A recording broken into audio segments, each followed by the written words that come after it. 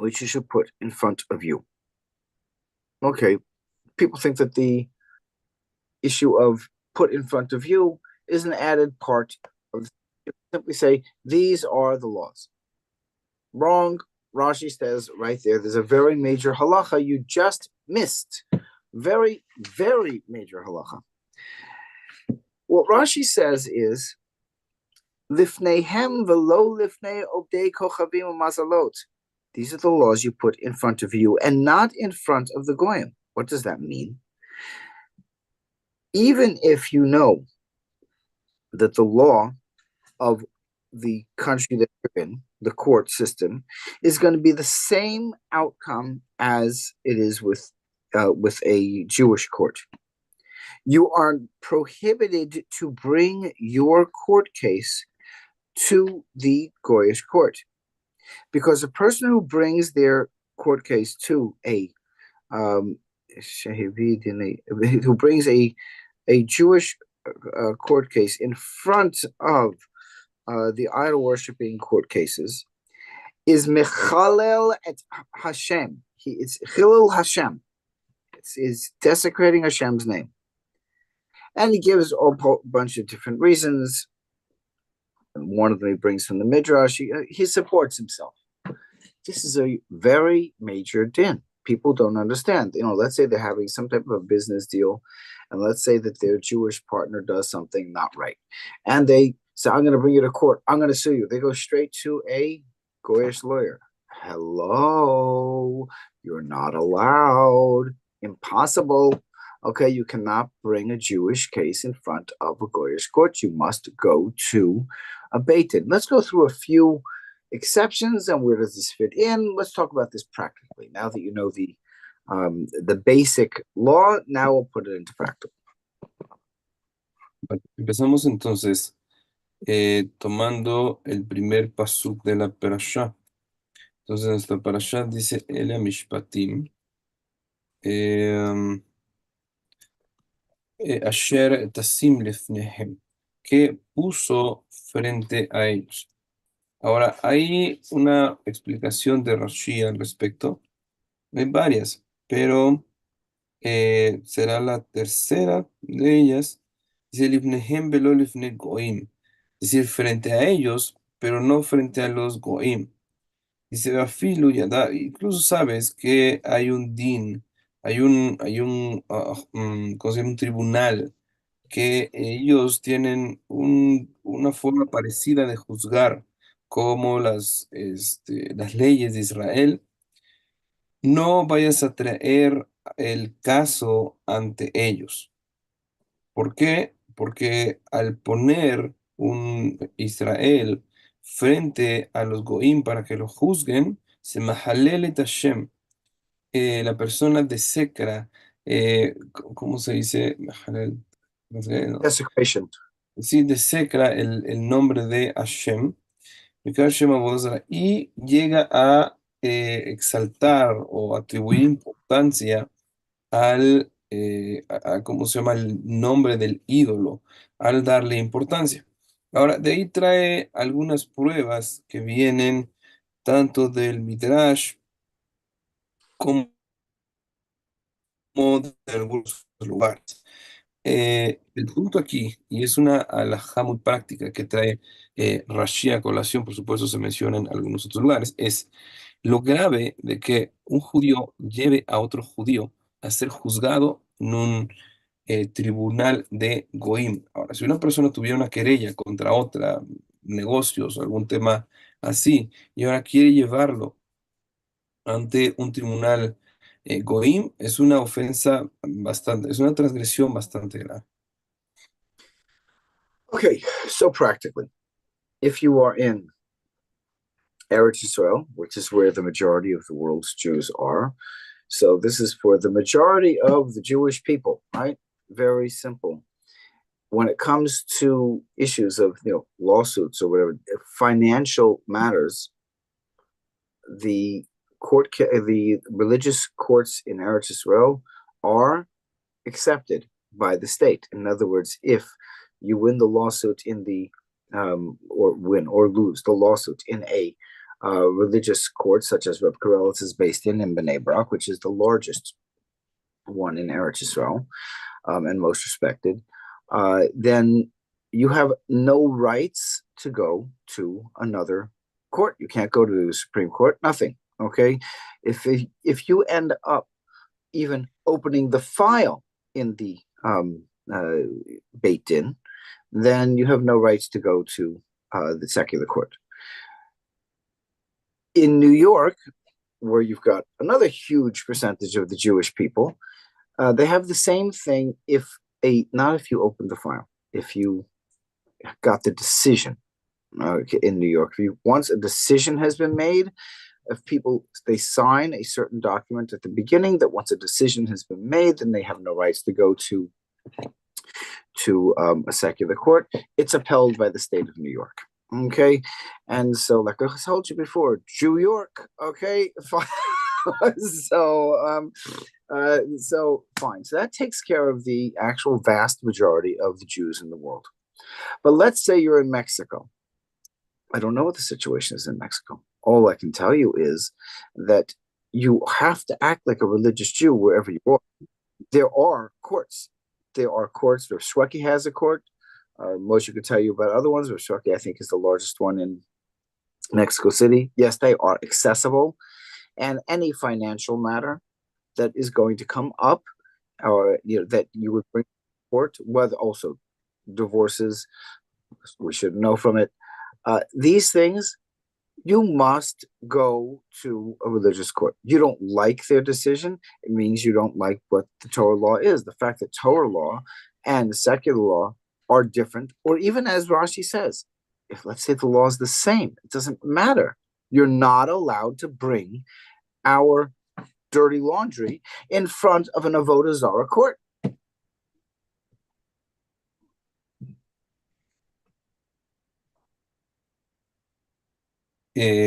Hablando de la mayor parte del pueblo judío, básicamente habita en el Israel.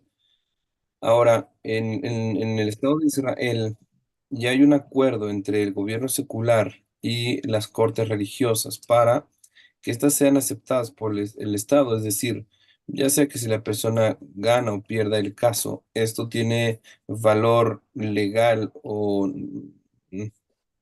sí, oficial en el Estado, cualquier decisión que tome el Bedín, y hay Batedinim en Israel con esta fuerza. Uno de ellos es el Bedín de Rab Nisim Karez, Alav Shalom, en Beneberá, que es el más conocido, el que tiene más fuerza al respecto. Son cientos de jueces que están, bueno, más de 100 jueces que están allí trabajando al respecto. Ahora, en particular en Israel, si la persona quisiera abrir un caso en un Beddin, en el momento que abre el caso, que ya trae ante el Beddin el tema en particular, ya no tiene permiso de ir a una corte secular. Y cuando haya la decisión, por supuesto, ya no tiene forma de apelar. Incluso que quiera ir con la Corte Suprema, ya no se recibe el caso porque ya hay un psac, hay una determinación alágica al respecto. Ahora, en Nueva York, que también es un estado en la Unión Americana que tiene una población judía bastante nutrida, hay una consideración similar. Si el Beit Din tomó la decisión, ya no tiene la persona o las personas derecho de ir con otra corte secular. En principio hay que llevarlo, hay que abrir un archivo, se firma una carta, algo así, y en el momento que toma una determinación, también el Estado de Nueva York lo considera como válido para fines oficiales. Eso cubre la vasta mayoría de los judíos en el mundo. Sin embargo, pues bueno, en México también la comunidad es nutrida, la comunidad es religiosa y hay cortes rabínicas. Cada comunidad tiene una corte, es decir, Maguen David tiene una corte, Mount Sinai tiene una corte rabínica, es la Keile tiene una corte rabínica y ellos están abiertos a juzgar normalmente casos que he conocido entre conversos y así llegan con el Bedín de Maguen David, son bastante accesibles para poder lidiar ya sea con temas monetarios o algún tema de divorcio o algo así. Ahora, tenemos una obligación como judíos de presentarnos en principio ante el Bedín. Bedín va a dirimir, va a tratar de encontrar la verdad ahí en su proceso alágico. Si no te gustó la decisión del Bedín, si no te gusta el punto de vista de la Torá, porque en lo que se basan precisamente es eso. No vas a ir de buenas a primeras a llevar tu ropa sucia, dice el Rav Zalman, ante un tribunal de Abodazara, llámalo un tribunal secular, sino tienes la obligación de ser juzgado en tribunales judíos. Okay, can you ever go to a secular court? I had to do it once. Okay, in fact, I had Rav Chaim Pinchas Scheinberg tell me that I had to. Okay, I had a problem. I wasn't even asking to go to secular court. There was a certain financial issue. We almost lost this apartment. Okay, based on a certain dishonesty of a certain person, and so I went to Rav Chaim Pinchas Scheinberg, who was, for the English-speaking community at that time, the most important rabbi in Eretz Yisrael.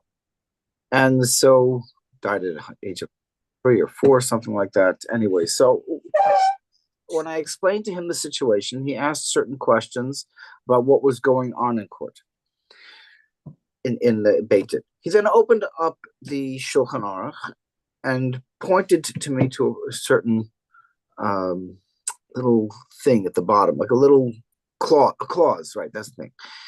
He said, the problem you're having, he said, generally Beit Din moves very quickly, much faster than secular court. Take you a year, 2 years in secular court, can take you 2 days in Beit Din. He said, because of a certain technicality, the time that the Beit Din is taking over here, you're going to lose your apartment.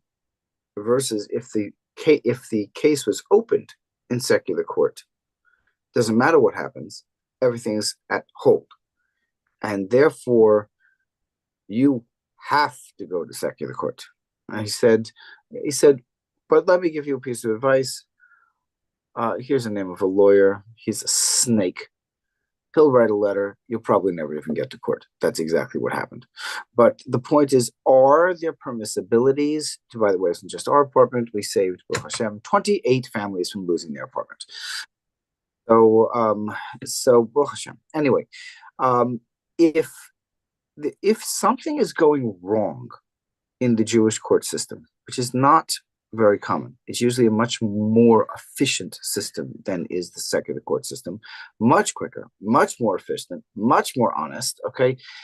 If something is going wrong, speak to somebody huge, because to go out of the court system, you cannot just go to some local Chabad Shaliach. You must go to one of the Gedolim. No question. If you would want to do something like this in Mexico, you'd have to go to Paris.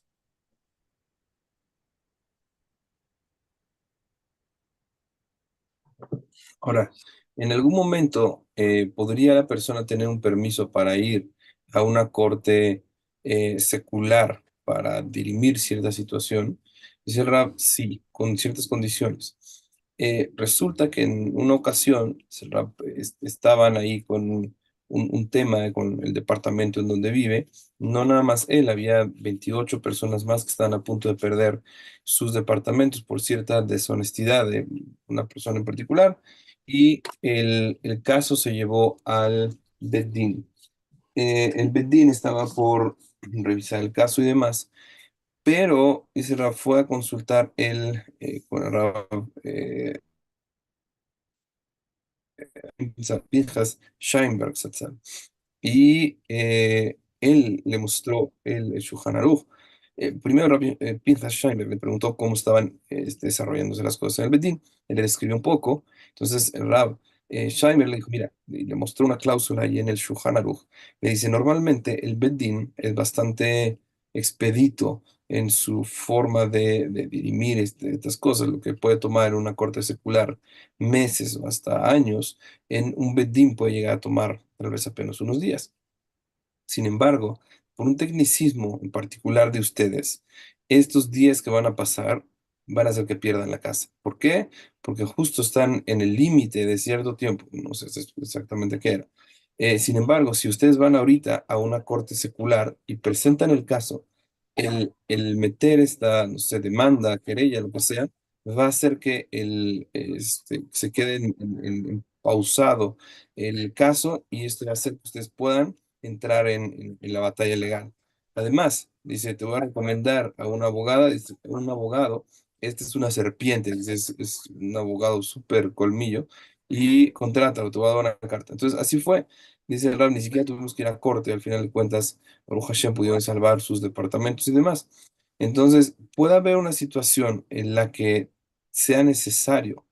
Sí, sin embargo, hay que hablar siempre con un jaján competente. Ahora, no estamos hablando de hablar con un shaliach de Chabad o con el rabino local.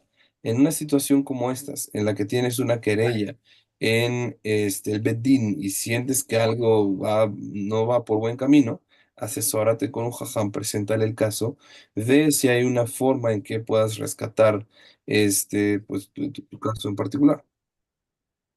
By the way, for your people who are at a Chabad house, this is not an anti-Chabad thing.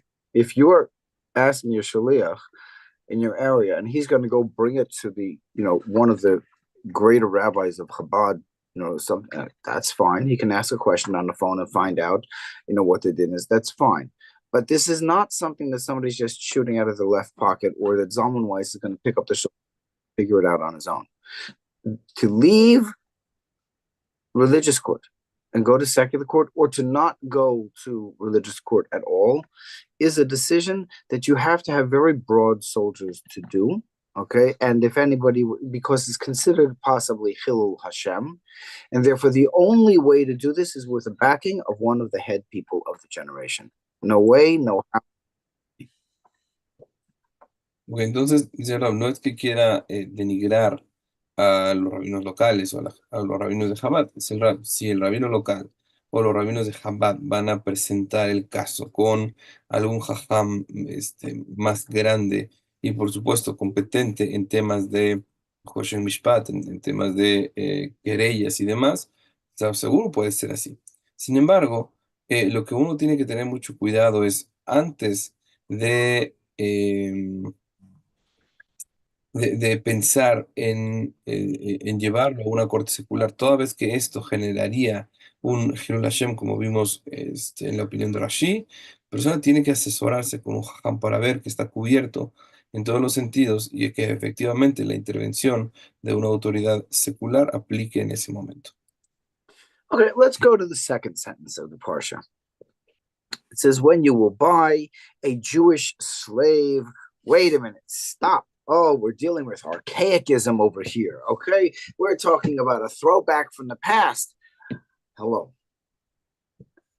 Hashem recreates the world every split second through his Torah. There's nothing here that's archaic. What happens to be is you people all may have some very goyish concepts of what is a slave. You don't understand what a Torah slave is. How does somebody become a slave? What does it mean that someone's a slave? You know, a slave is a slave. No, it is not. You've got this concept either of, some American white guy whipping some black guy, splitting up his families and selling people and whatever, or some Mexican thing, or some conquistadors or whatever. I don't know what concepts you have in your head, but whatever it is, it comes from the church. Okay, can we wipe this out? And now let's talk about what does the Torah mean? Because everything you think about what a slave is, wipe the definition out. It's wrong. That's not what this is talking about. En el siguiente pasuk, el número 2, dice, "Tikitik hine aved ivri". Si la persona viene y compra un esclavo judío. Ahora, ya nomás allí uno podría pensar, oh, ¿de qué estás hablando? Estamos hablando de esclavitud de un judío que vas a comprar a otro judío. Entonces, por supuesto, si lo vemos desde un punto de vista liberal, va a decir, oye, la esclavitud está muy mal. ¿Qué es eso? Seguramente la Torá está hablando de tiempos arcaicos en los que se lidiaba con este tipo de cosas tan terribles. Y pensarlo así, sin embargo, nos metería en un problema, porque pues, ¿cómo podemos decir que la Torá es el medio a través del cual la creación se recrea constantemente? Si vamos a decir que es arcaica, si esto ya no aplica.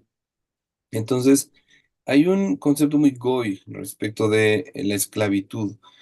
La Torah sí considera la esclavitud, sin embargo no entendemos lo que es. Probablemente quien quiera que le hablen respecto a la esclavitud o escuche el concepto de esclavitud, va a decir, bueno, pues no sé, es así como hacían los blancos con los afroamericanos y los golpeaban y separaban de sus familias, o como sucedió en México, así los conquistadores vienen y encadenan a los nativos y demás. Esto es lo que la iglesia te ha vendido todo el tiempo. Y si bien es real, es decir, esta es la forma en que los goim se comportan con sus esclavos, pero la esclavitud en la Torá tiene un concepto enteramente diferente. Okay, I'm not quoting one source because it's all over the place. The quote Rashi would be like, and what about the other 25 commentaries? Okay, if the Gemara says it, if you buy a slave, you have bought yourself a master. What does that mean? The Talmud says, if there's one pillow in the house, the slave gets it. If there's one blanket in the house or one bed in the house, the slave gets it, not you, who's the master. If there's one meal for dinner, the slave gets it, not you. Okay. If you were to uh, beat a slave and let's say he was even a non-Jewish slave, and let's say the slave dies, you're going to be put to death. Just you had killed somebody in cold blood, cold murder. You were not allowed to buy and sell a Jewish slave's, children split up families. And just because this guy is a slave does not mean his wife or his children are your slaves. Okay. And how did this guy get into slavery? You caught him and grabbed him in? No. How did this guy become a slave? This guy has a debt. He stole something, okay? And the court says, okay, you owe $3 million or whatever it is, okay, because you stole something. And the guy says, well, I don't have that type of money in my bank account. Oh, you don't have that type of money in your bank account, but you stole the money. Well, I'll go into what the stupid thing that America has, bankruptcy. What type of idiocy is that? But momish, that's country from church country. Stupid concept. Okay, what does the Torah say? Torah says there's no such thing as you don't have the money to pay for it. So you know what you're gonna do? You're gonna sell yourself. Oh, but you're gonna sell yourself? No. We, the court, will sell you. And who are we selling it to you to? We're gonna sell you to some lowlife? No. We'll find the tzaddik club. Okay, we'll find a bunch of, we have the court decides who buys and who is not able to buy a slave. You're going to live in some Rav's house, and you're going to learn, instead of going to jail where you're going to learn how to become a better criminal, okay, you're going to end up going to a place where you're going to spend your day with a bunch of tzaddikim. And you're going to, yes, there's going to be payment going, and the guy who you stole from is going to get his money back, and you are going to be bound to stay with a family that is completely shomer mitzvahs, and you're going to spend the next up to 7 years in tzaddik school. Oh, no other criminals. No. Now, does this make a lot more sense in your stupid Goyish system? Ahora, no va a traer un solo comentario el Rab al respecto, porque Gemara, comentaristas, todo el mundo habla al respecto.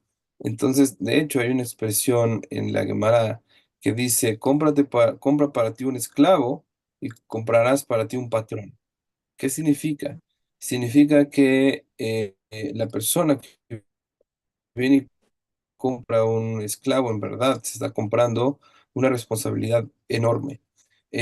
Una de las expresiones que vienen en la Gemara también es que si el patrón tiene una almohada, la almohada va para el esclavo. Es decir, en principio, si te compraste un esclavo, tienes la responsabilidad de que tu esclavo tenga todo lo necesario para vivir decentemente. Entonces, si vas a comprar algo, primero es para el esclavo. Aquí primero tiene que comer el esclavo. Entonces, tienes una responsabilidad, que el esclavo tal vez no tiene libertad, pero por otro lado, todos sus asuntos respecto de vestimenta, comida, familia incluso, están a cargo del patrón. Ahora dice el Rab, ¿cómo llegó este esclavo en primer lugar a ser esclavo? Tenemos una situación en la que una persona robó. ¿Qué se robó? No sé, se robó un BMW. ¿Y qué hizo? No se lo chocó por ahí o algo así. Ahora, este BMW, ¿cuánto cuesta? No sé, 2 millones de pesos. Y lo agarra la policía, lo lleva con el Bedín y el Bedín le dice, ok, ya te atrapamos en Faragante, aquí están las pruebas, testigos, lo que sea. Por lo tanto, pues bueno, ahora tienes que pagar lo que te robaste. La persona dice, lo choqué, o lo vendí, o lo quemé, lo que sea.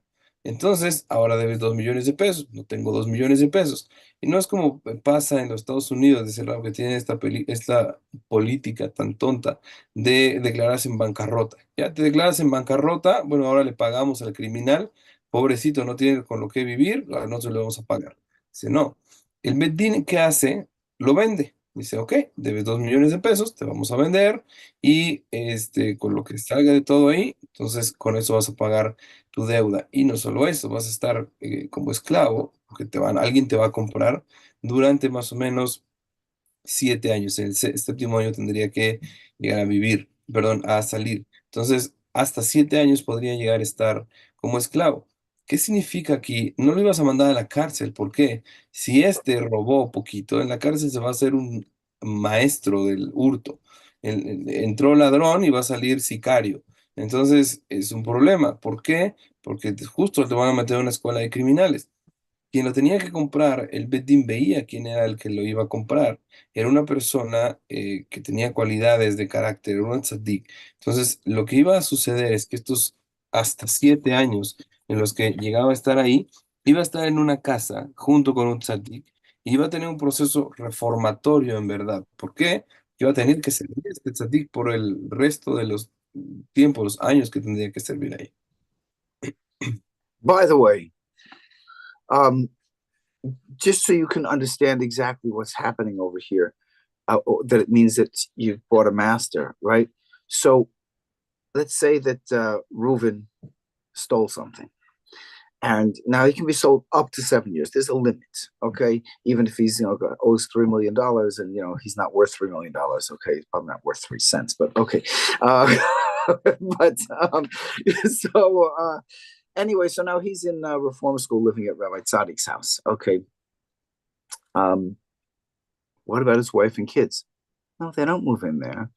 Okay, but what's going to be with them? Oh, the master has the responsibility to keep the wife and children in their own home. He's got to send the kids to school. He's got to get everybody food, clothing. They have to live like a normal family, having nothing to do with the slave. In other words, the slave is working by Rabbi Tzaddik. He's not getting a penny.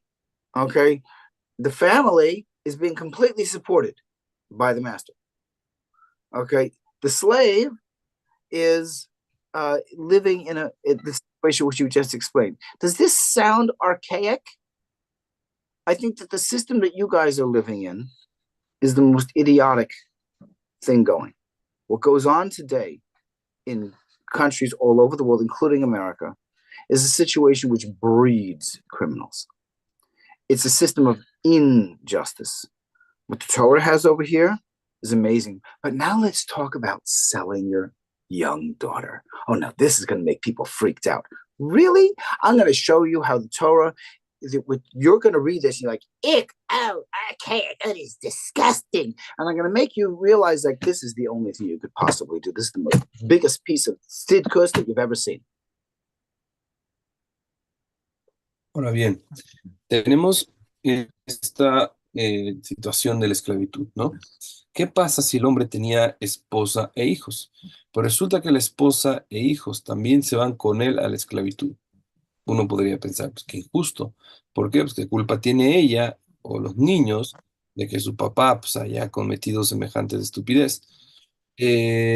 Ok, si en verdad no tienen ninguna culpa, sin embargo, pues ahora el papá va a ser esclavo y ellos de qué van a vivir. Ahora, sucede algo increíble aquí. ¿Por qué? Porque a la hora de que el patrón ahora, quien adquiría a esta persona, eh, lo tomaba bajo su responsabilidad, tomaba además a los hijos, es decir, los hijos ahora iban a tener toda la protección, la esposa iba a tener toda la protección. Eh, si necesitaban algo de comer, el patrón ahora tenía que proveer la comida para los hijos, el vestido para los hijos, para la esposa. Básicamente adquiría toda la responsabilidad de el esclavo, su esposa e hijos. Era algo que, pues, al final de cuentas, terminaba siendo, si no conveniente, por lo menos cumplía con lo necesario para que éste no se preocupara por ese lado, por la manutención, no los dejaba a su suerte. Por otro lado, lo siguiente que viene ahí, ¿qué pasa si una persona vende a su hija? Ahora, cualquiera que lo lee, en el Pasuk 7 dice, si alguien vende a su hija como sirvienta, ella no saldrá libre como salen los esclavos, y viene describiendo esto. Ahí dice, no, no, no, ahora sí se pasó la Torah. ¿Por qué? ¿Cómo que vas a vender a tu hija como sirvienta? Ya otra vez, arcaico, no sé qué. Sin embargo, cuando uno ve el sistema que tenemos, el sistema que tenemos produce criminales. Metes a una persona a un reformatorio, un deformatorio sería, ¿no? O a un cerezo y todas estas cosas, lo que van a aprender es hacerse más malos. Ahí, de veras, hay gente cruel. Ay, agarraron una pandilla, agarraron mañas, agarraron todos, salen peores, salen monstruos de ahí. Por lo tanto, el sistema que tenemos es arcaico, produce criminales. Cuando uno vea cuál es la posición de la Torá respecto a esta niña, uno va a entender que en verdad lo mejor que le pudo haber sucedido a esta niña fuera que la vendieran como sierva. Vamos a ver de qué se trata. Again, same rules apply over here. Okay. In other words, if there's only one pillow in a house, it's going to go to this little girl. Okay. Now, and one meal in the house, she gets it. Okay. All the same things. Okay, fine. But let's take a look. Look in the Torah at the things that are said, certain sentences, and you're like, "What's going on? What's going? What? Who? What?" And you marry the master. What's happening over here? Okay, what's happening over here? I'll give you two scenes. Dad's dying of cancer, or the family is falling apart. There isn't enough food in the house. We're like starving over here. This daughter is going from door to door, trying to support herself, while dad's either dying on his bed and who knows what's going to happen to her. She's in rags. She's going from door to door. She is now in a situation where she is vulnerable to the outside society because her family situation has fallen or is falling apart. Now, when your family situation is falling apart, not, we can't go to Tahiti. Okay, we're talking about the family situations falling apart. She's going to end up possibly selling herself as a prostitute. Now, what does the court do? Okay, we find her a rich family. A rich family that is Shomer Mitzvahs, where they want to have a situation. Now, this is only for a girl up to the age of 12. She's not sitting there picking cotton, okay? She's helping mom wash dishes, helping cooking food for Shabbos, making the beds. She's living in the house. And the court sets her up into a situation where, young lady, you're going to move into a family that we hope you're going to get married to the son of this family. You're going to be raised by the mother of this family. You're going to be treated like a daughter. And at the age of 12, people got married earlier than. I have a neighbor who married at the age of 12 in Morocco. Okay.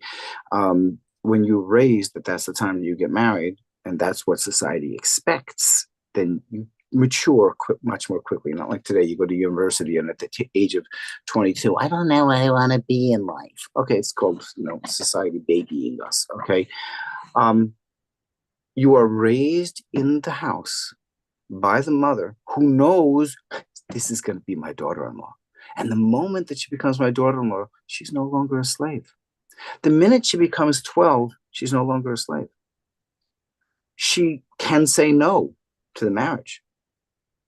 She'd be an idiot. She's being sold into a rich family who's taking better care of her than their own children, raising her to marry their own son.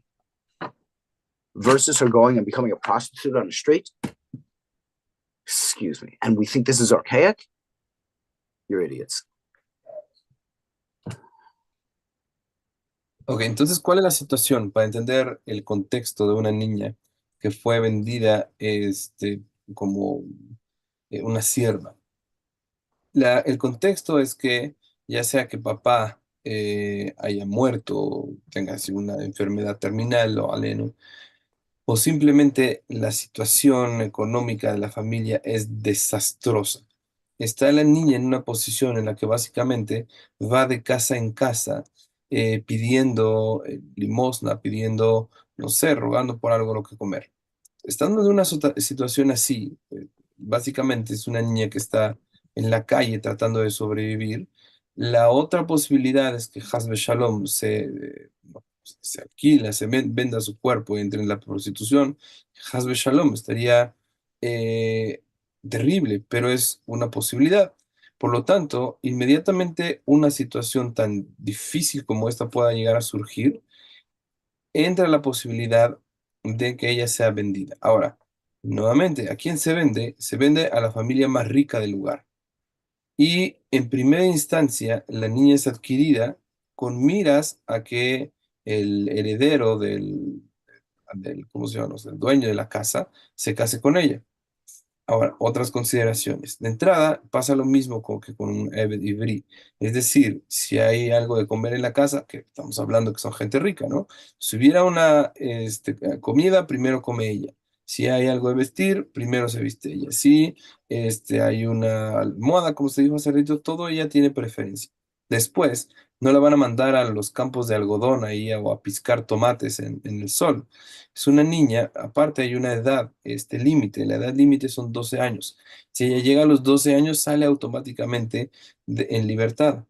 Por otro lado, es una niña que la crían ahora en la casa como si fuera una de las hijas, ok, la van a poner a barrer, la van a poner a lavar los trastes, como cualquier otra niña en la casa de los patrones, la cría la mamá de la familia, But I have to básicamente. say one thing. My daughter, who is rich and successful, when she was a teenager, she used to say, "What am I, a slave?" I said, "No, you're worse than a slave." Why, why for?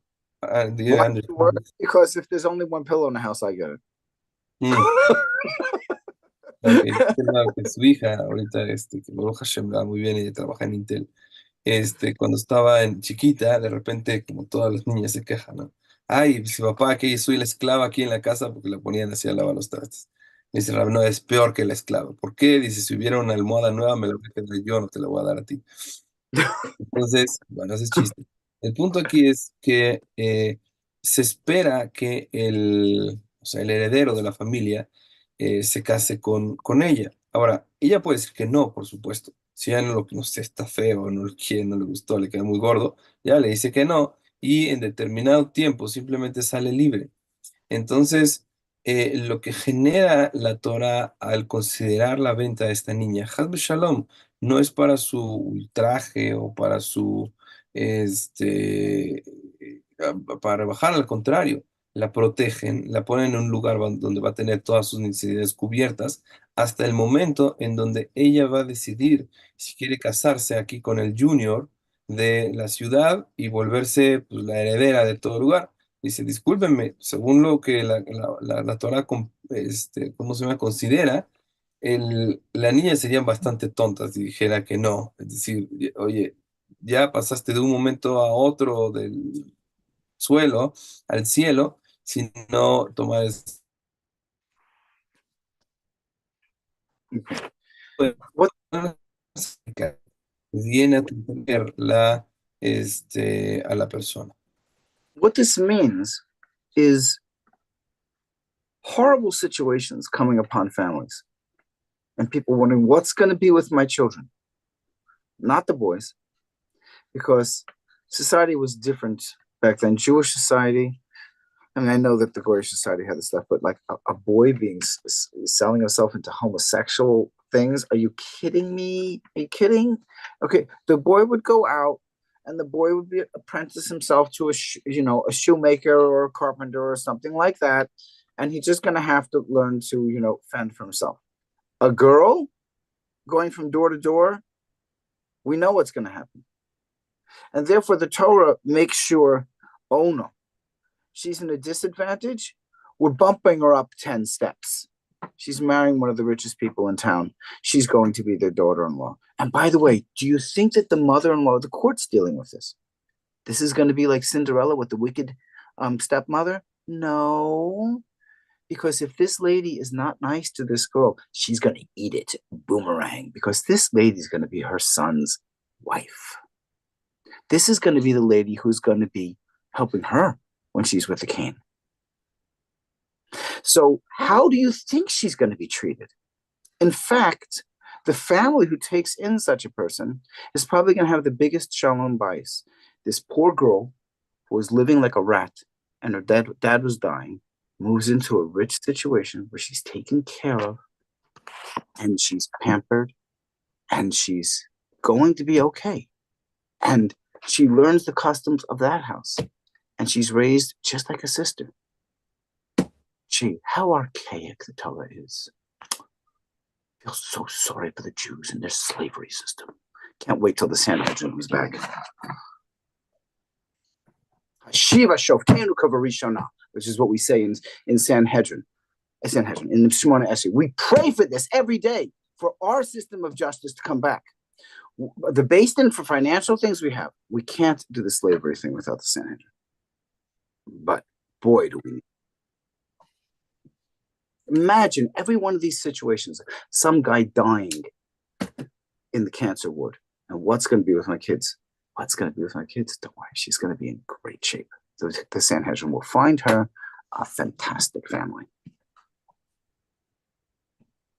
Ahora hay que poner un poquito la imaginación a volar, en el sentido, imagínense un papá, por supuesto lo aleno, que tiene ahí a su, no sé, está muriendo de cáncer y no sabe qué va a pasar ahora con su hija. Ahora, ¿qué pasa con los hijos? Los hijos no entran en esta consideración, son vendidos como esclavos. ¿Por qué? Tenemos una sociedad completamente diferente. Estamos en una sociedad aberrante respecto de cómo se ha ido transformando y haciendo un desastre todo el tema de la promiscuidad sexual y demás. Pero antes se consideraba que un niño o una niña a los 12 años de entrada ya eran lo suficientemente maduros para casarse. Ahorita tienen 40 años y todavía no saben qué van a hacer de su vida ¿cómo se llama? Los muchachos, las muchachas en la sociedad. No se deciden. No, antes dice Rao que él tiene un vecino, una vecina que los casaron a los 12 años. A los 12 años, vámonos a hacer su vida. Y los niños era diferente la regla. ¿Por qué? Si había una situación así de complicada, entonces se consideraba que a los 12 a 13 años ya salían y aprendían un oficio, se ponían no sé, carpinteros o herreros o zapateros. No se considera que fuera en realidad un riesgo ahorita, Hasbe Shalom, que dejas a los niños en la calle. Pero bueno, otro tema. Ahora. Nuevamente uno podría pensar qué arcaico es esta forma de actuar respecto del vender a una hija, pero en verdad no. Este hombre que está por perder la vida y está preocupado qué va a hacer de su hija o sus hijas, pues, en verdad, la verdad es que probablemente le vaya mucho mejor a la niña de lo que el papá mismo le pudo haber conseguido como shidduch o que le pudo haber proveído. Por lo tanto, esta niña ahora va a llegar a una casa en donde necesariamente la tienen que tratar bien, porque incluso la mamá, si así le empieza a tratar mal, se arriesga a que tenga una nuera que se las vaya a cobrar cuando la señora esté viejita y le vaya a poner un buscapié para que se azote. Okay. Entonces, no puede tratarla mal. Wait, I having issues with connection. Yeah, I thought it stopped because Entonces, la mamá la tiene que tratar bien. ¿Y por qué? Porque este probablemente vaya a ser su futura nuera. Entonces, además, la niña estando ahí, no sé, tal vez estuvo 4 años, vamos a pensar. Pues ahora va a conocer las costumbres de la familia, va a conocer lo que comen, va a conocer cómo se desarrollan. No hay mejor prospecto para la familia que alguien que creció en casa, una chica ahí adoptiva, ¿no? Entonces, probablemente tenga los más posibilidades de Shalom Bait que en otro lugar. Entonces, ¿cómo se llama? Tenemos una situación que, en verdad, es ventajosa para la persona. dice el Rab. Justamente por eso nosotros rezamos todos los días pidiendo que vuelva el Sanedrín. ¿Por qué? Pues no hay otra forma en la que podríamos tener de vuelta estas condiciones ideales para cuando hubiera una situación tan triste en una familia y proteger a las niñas de esta manera.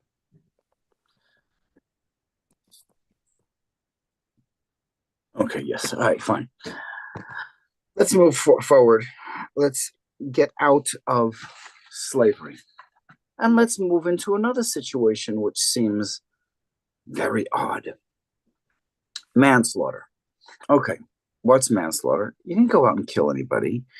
You were out there in the woods and you were cutting wood and your axe flies off the handle. Okay, let's bring this down to modern situations. I had a student this happened to. Okay, um, he was driving his car and he was what's called reckless driving. In other words, you're not minding your own business. That's not allowed.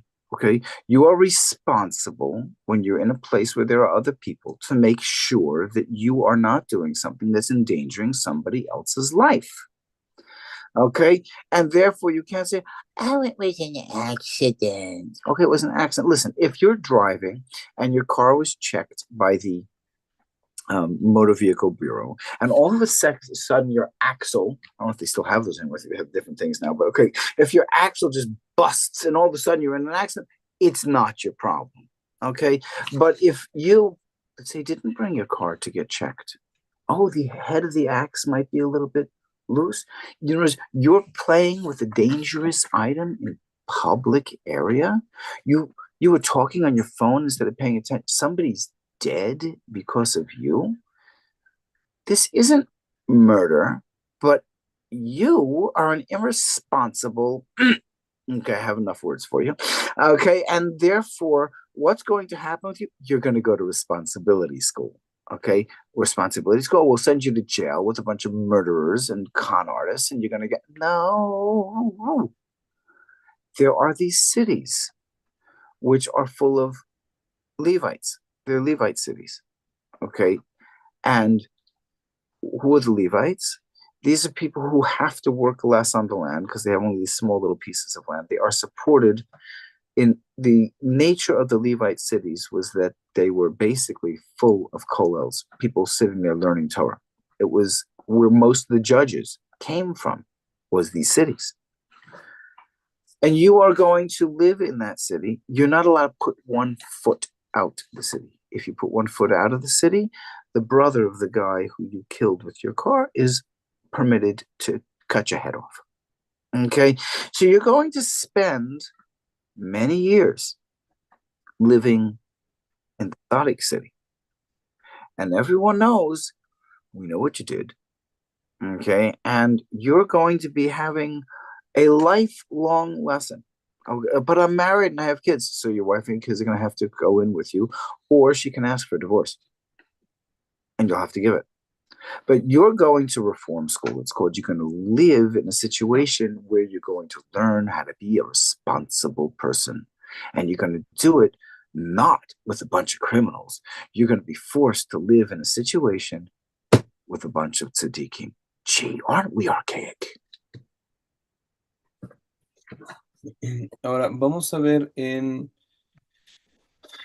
Shemot, ahora estamos en capítulo 21, desarrolla a partir del Pasuk 13 respecto a una persona que mata a otro de una forma accidental, no intencional. Ahora, no existen tal cosa como las casualidades. El mismo Pasuk lo dice. En Pasuk 13 dijimos, dice Vashel Lot Tzaddak, dice Elohim, Inale Yado, lo puso en su mano. Ahora, esto se refiere a una persona que estaba actuando de una forma riesgosa. Por ejemplo, o sea, andaba como se va con un machete ahí dándole vueltas a plena calle. O, más claro, por supuesto que esto no puede haber, iba manejando mientras hablaba por teléfono. Alguna cosa sí, estaba distraído, no estaba poniendo el cuidado necesario. Ahora lo aleno mata a una persona. Nuevamente, nuestra sociedad, ¿qué haría? Inmediatamente al Ministerio Público y de ahí algún cerezo. No sé, va a estar 10 años ahí y mientras tanto se va a hacer un criminal y ahora sí va a llegar con ganas de matar a alguien cuando salga de ahí. El tema es que la Torah no considera esto como una posibilidad. ¿Qué pasa? Seguro tiene que recluirse, pero se va a recluir en una ciudad de las ciudades de refugio y se va a recluir ahí por el tiempo que todavía le quede por vivir al Cohen Gadol. Ahora, si el Cohen Gadol está joven, no sé, tal vez vaya a estar 80 años ahí el resto de su vida. Si su esposa le dice, mira, ¿sabes qué? Te quiero mucho, pero no te voy a esperar 30 años a que se muera el Cohen Gadol, dame el divorcio, porque tiene que dar el divorcio. Entonces va a estar en una situación en la que sí, está privado de su libertad, pero está en una ciudad donde lo único que se hace allí es de estudiar Torah día y noche. Está en el mejor reformatorio que pueda haber en el universo, en este lugar, justo porque Hashem puso en sus manos la vida de una persona, hay algo que tiene que mejorar y va a pasar tal vez el resto de su vida en un lugar en donde va a tener que mejorar espiritualmente pues, a la fuerza. Okay, let's go for the break. By the way, today is going to be a little shorter. Okay, coming back because it's Rosh Chodesh and the minyan is earlier. I didn't set it. I'm not the gabbai. Was, but I'm not there anymore. Ok. Entonces, vamos a tomar nuestro receso.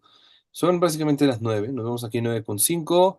La clase va a terminar un poquito más temprano hoy, pero bueno, vamos a continuar ahorita dentro de 5 minutos. 9:05 nos vemos aquí desde ratos.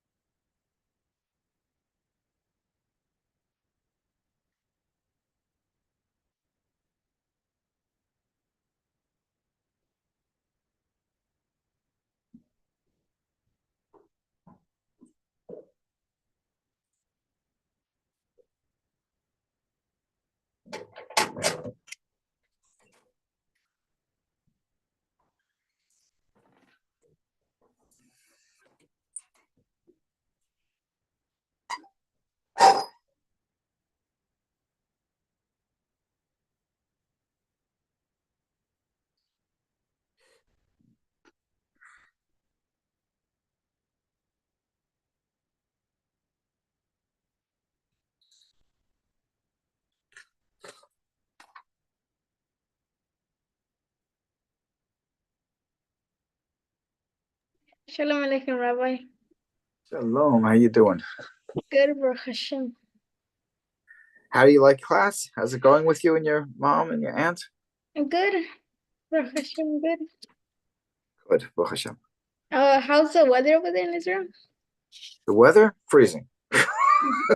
It's not quite cold as New York, but quite cold. Okay.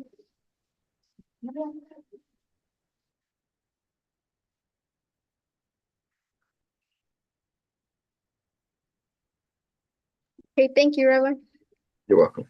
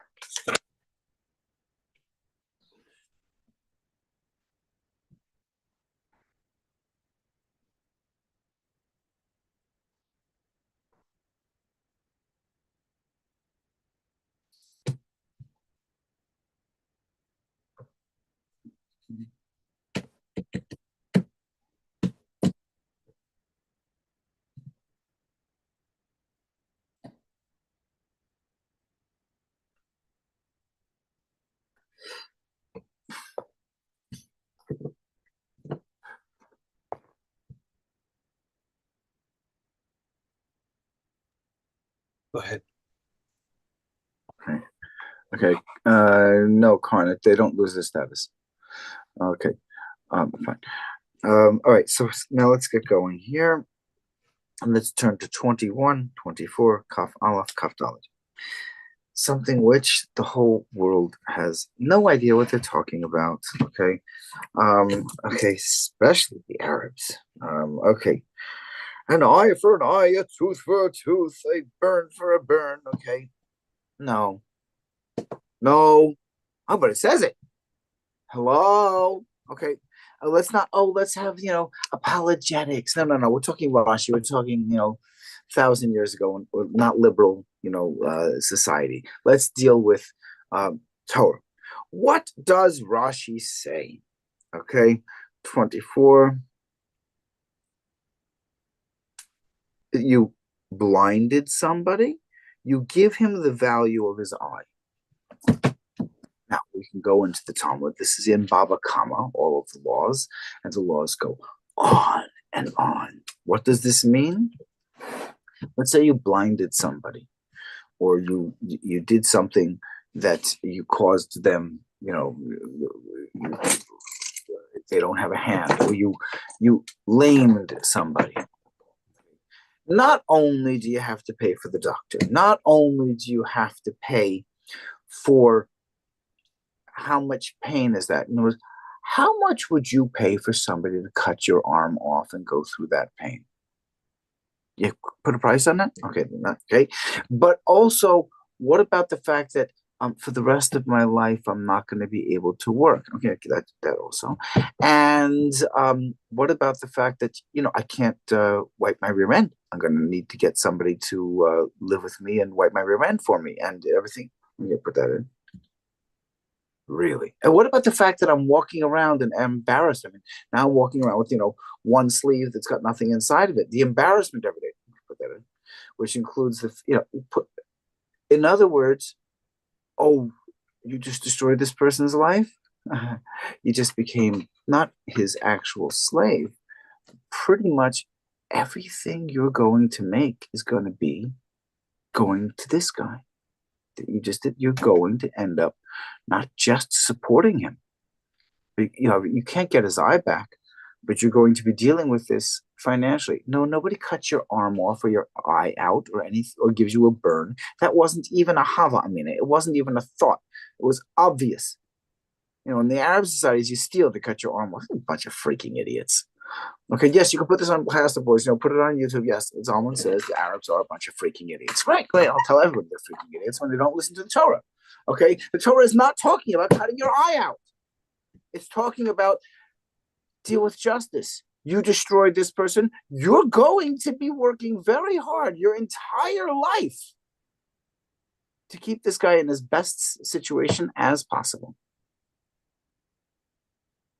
Vamos a otro pasú que está muy mal entendido por la sociedad en general. En especial los árabes agarraron esto y lo hicieron una bomba. Bueno, hacen todo una bomba. Pero el punto es que cuando uno agarra este pasuk de forma literal, puede hacer cualquier cantidad de tonterías. En el 21, pasuk 24, dice ojo por ojo y diente por diente, mano por mano, pie por pie, quemadura por quemadura, herida por herida, golpe por golpe. Entonces, ¿qué dice la gente? Ah, pues bueno, ya está.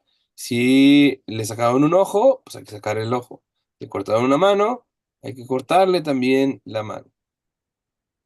Y de esa manera te solucionan la vida, pero en verdad es una tontería. ¿Por qué? Bueno, hablar del por qué sería complicado. Por ejemplo, le sacas un ojo y el otro era, no sé, un cirujano, neurocirujano. Su ojo vale más que el tuyo, ya es un problema ahí de entrada. Entonces, Rashi de entrada lo que dice es, le pagará el valor del ojo.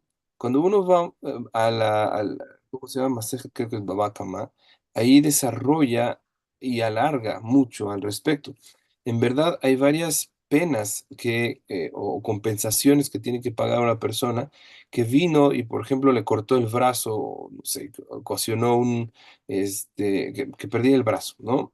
Y entonces, en principio tendría que pagar el costo de la recuperación médica, cualquiera que sea, terapias y lo demás.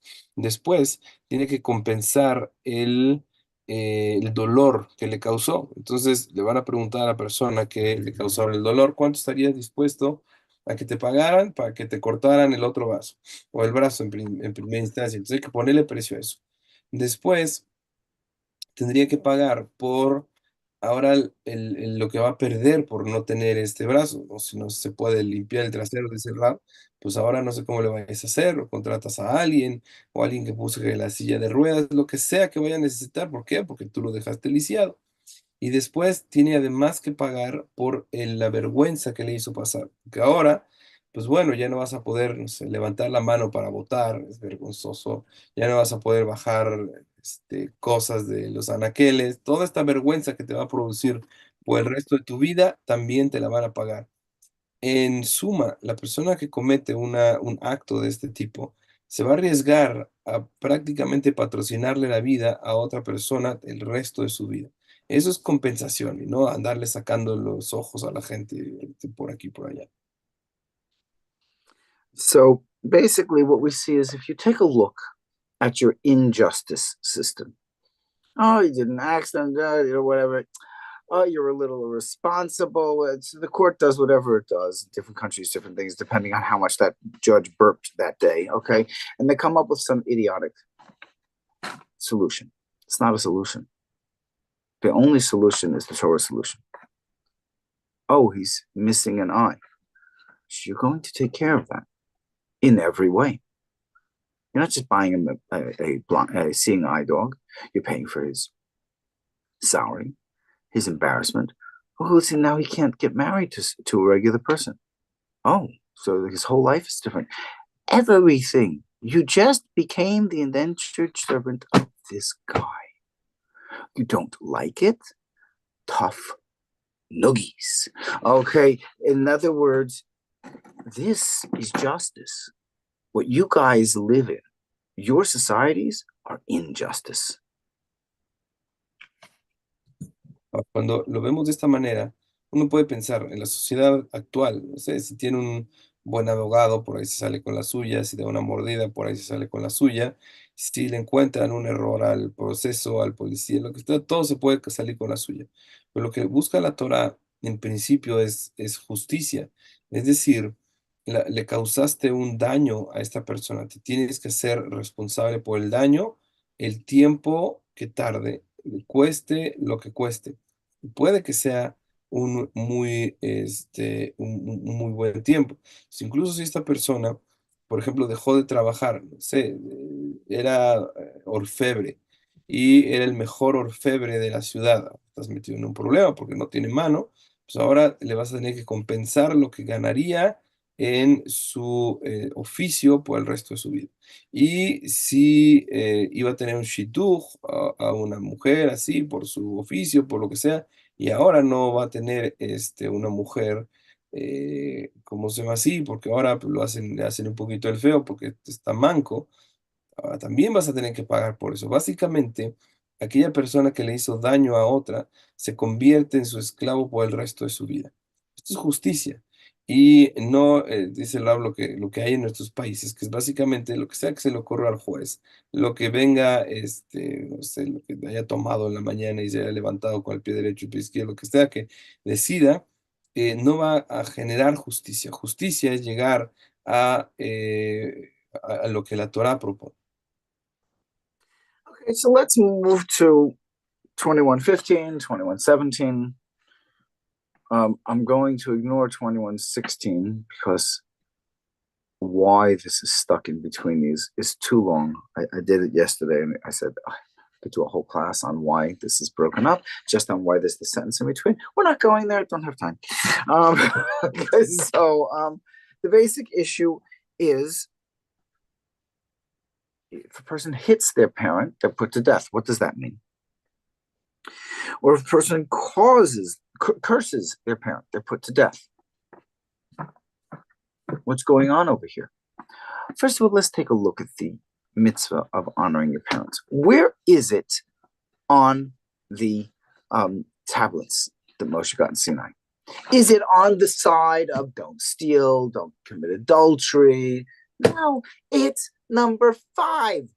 It's on the side of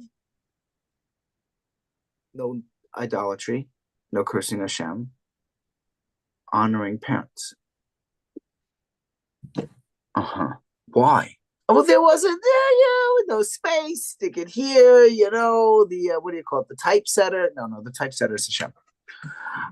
So it wasn't a mistake. It wasn't because he ran out of sapphire, because the thing with the tablets were made out of sapphire. They wouldn't ran out of sapphire and no one put it on the other side. No.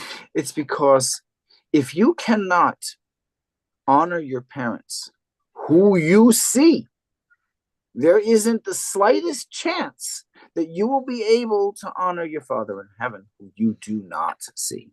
Not a chance.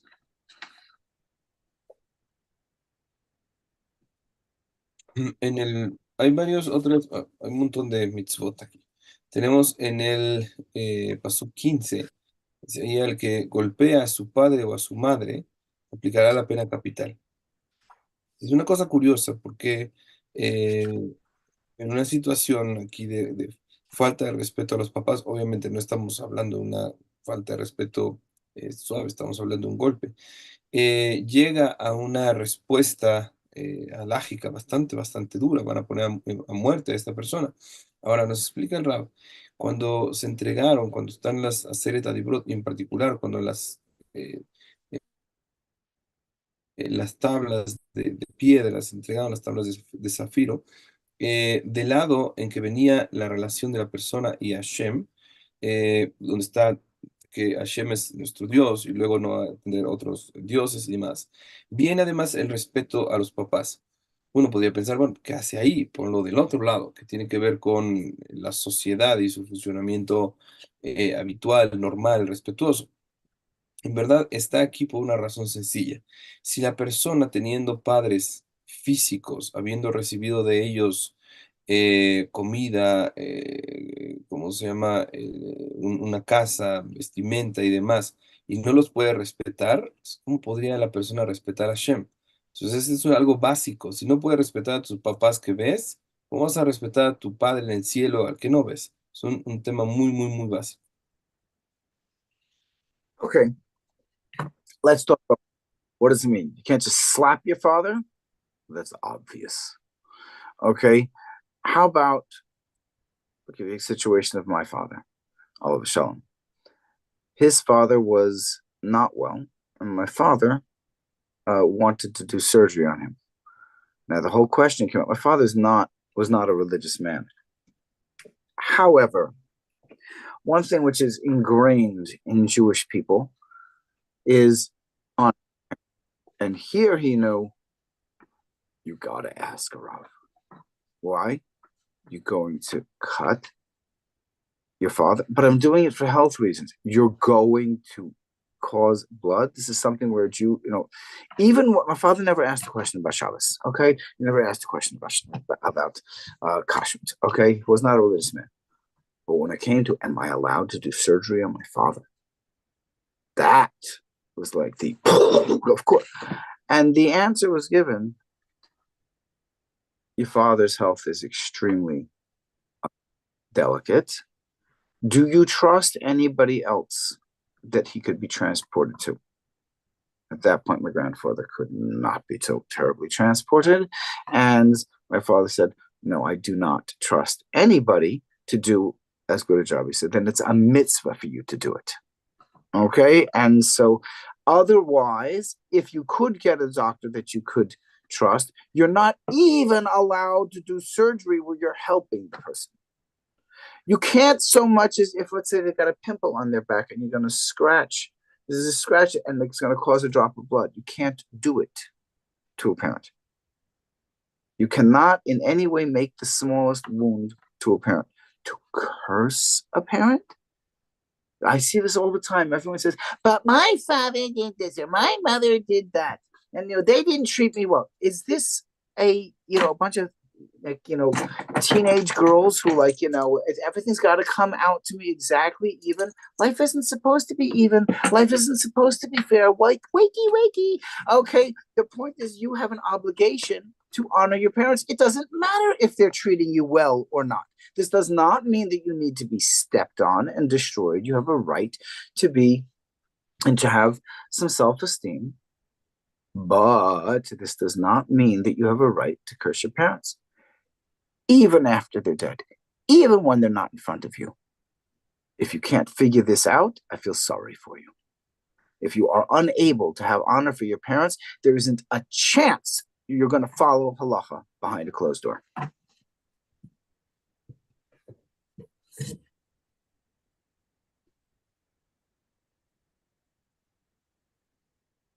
Ahora, es obvio, es decir, darle una cachetada al papá o una mamá, shalom, es decir, es obvio ahí que aplicaría la pena. Pero tenemos que entender que la Torá ve el trato a los padres y el honor que ellos se merecen con ojos particularmente serios. Entonces, el Rab trae un ejemplo que sucedió con su papá. Él era un médico bastante reconocido y en cierta ocasión su papá, es decir, el abuelo de Rav Zalman, tenía una complicación médica. Ahora, el papá de Rav Zalman preguntó, quería saber si él podía operar a su papá. ¿Por qué? No le puedes sacar sangre a tu papá o a tu mamá. Ahora, este caso era un caso muy particular. ¿Por qué? Porque el caso en particular era, es decir, yo soy un doctor y yo tengo la confianza, yo tengo la experiencia como para poder operar a mi papá. Entonces, aunque el papá de Rav Zalman en principio no era religioso, nunca dice, preguntó una pregunta de Shabbat o de Kashrut. Respecto de honrar a los padres, este es un tema diferente porque estás hablando de uno de los puntos trascendentales del judaísmo, es decir, o sea, es mi papá, ¿cómo no voy a tener respeto hacia él? Se preguntó y el jajam le dijo, bueno, depende.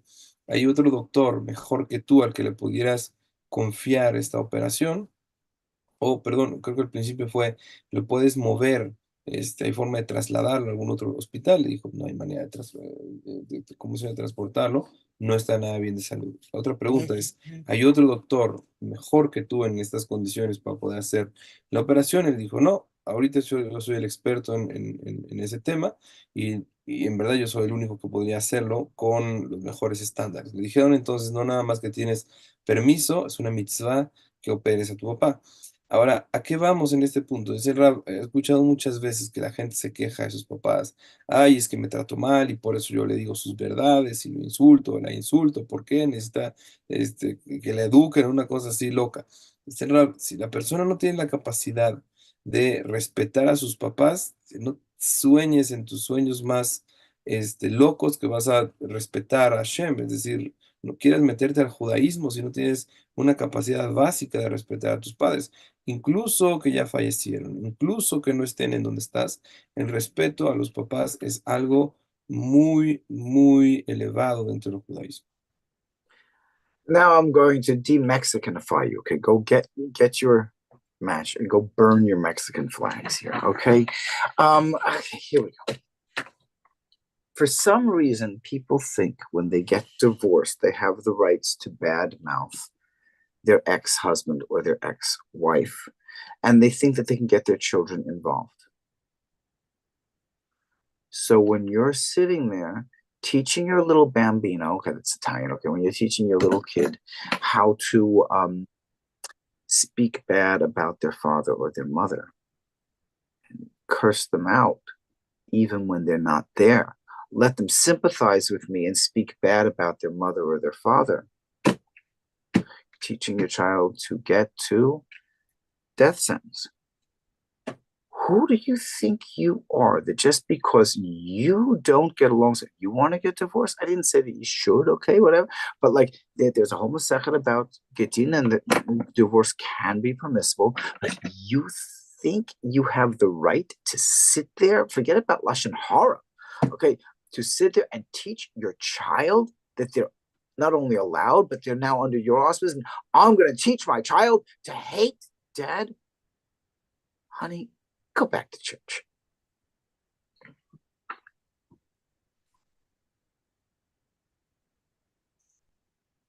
Ahora dice el Rab, vamos ¿cómo se llama? A sacarles lo mexicano, a sacarnos la actitud mexicana.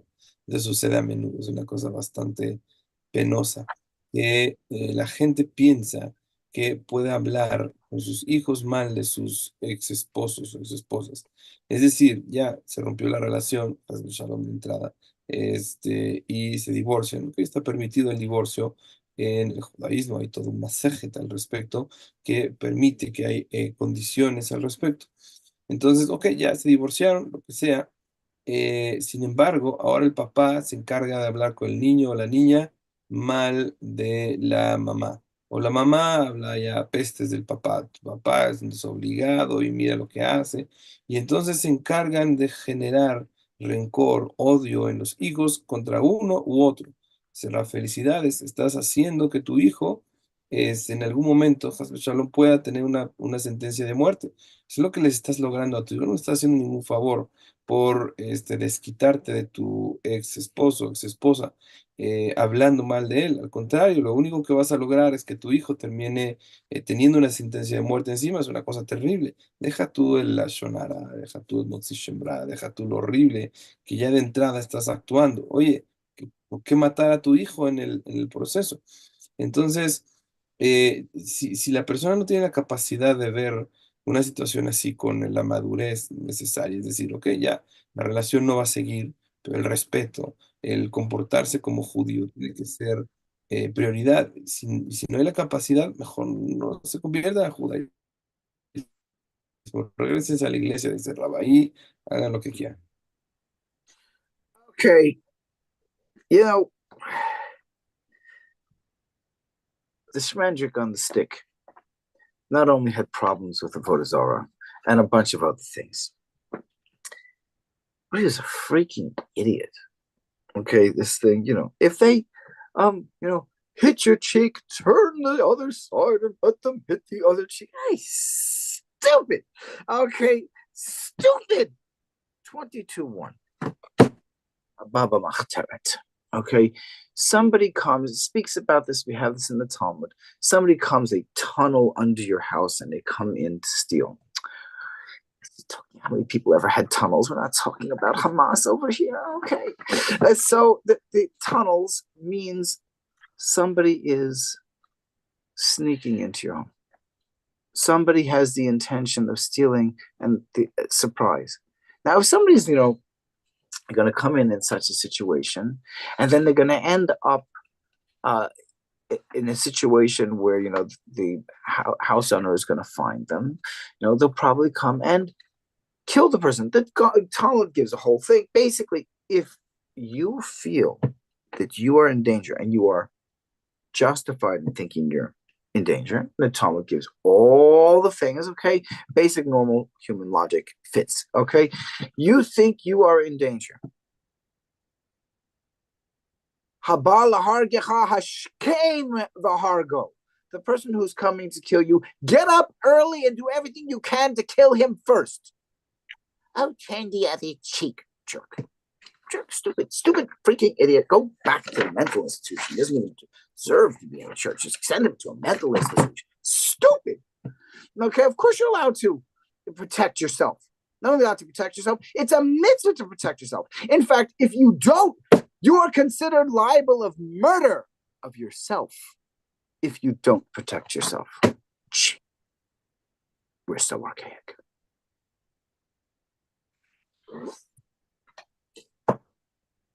Ahora, hay otro concepto acá, dice Rab que el tarado colgado, el chucho, dice, no solamente fue en contra de el Sanedrín, no solamente transgredió Shabbat, no solamente estaba lleno de Avodah Zará, además, es la persona más estúpida en el mundo. ¿Por qué?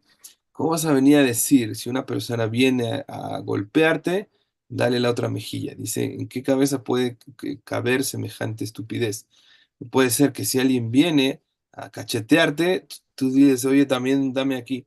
Dice, esto va también en contra de la Torah, aparte va en contra de la lógica más básica.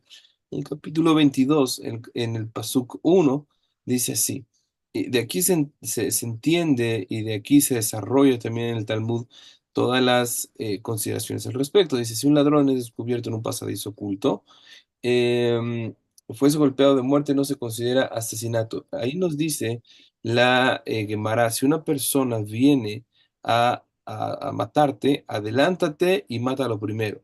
No existe tal cosa de ven a ver que te dé 2 o 3 cachetadas y a ver qué pasa después. Es una estupidez. Dice el Rab, ¿por qué? Porque ¿qué clase de sociedad hay en la que uno se tiene que dejar matar?